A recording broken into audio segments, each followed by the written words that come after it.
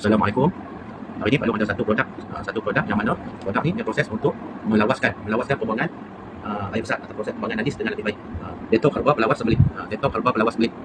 Okey, sebelum tu Pak Long nak cerita dulu sebab apa punca sembelit. Punca sembelit ni terjadi. Pertama sekali punca sembelit itu terjadi kerana kurang minum air masak, kurang minum air. Okey, pasal apa? Kita tak boleh minum benda yang manis-manis, terlalu manis.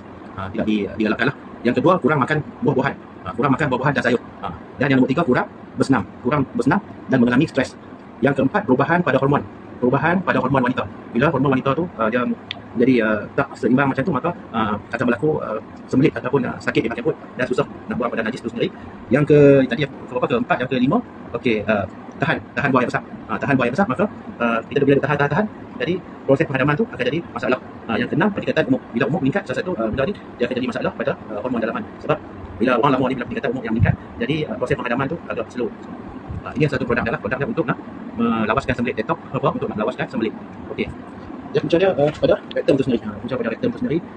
Proses tu dia akan pada rektum, sebab rektum tak boleh mengeluarkan apa nama najis tu lah, sebab dia terlalu najis tu terlalu keras, menyebabkan susah untuk proses pembuangan air besar tu. Okey, Pak Long ni nak bagi tahu macam mana cara nak guna herba ni. Macam mana cara nak guna detok herba pelawas sembelit. Macam mana cara nak guna detok herba pelawas sembelit. Okey, cara guna dia, tuan-tuan perempuan boleh buka dan masukkan ke dalam kuali, bubuh air dan didihkan dia. Masukkan dia dan didihkan dia ke dalam kuali itu sehingga mendidih. Sehingga didih.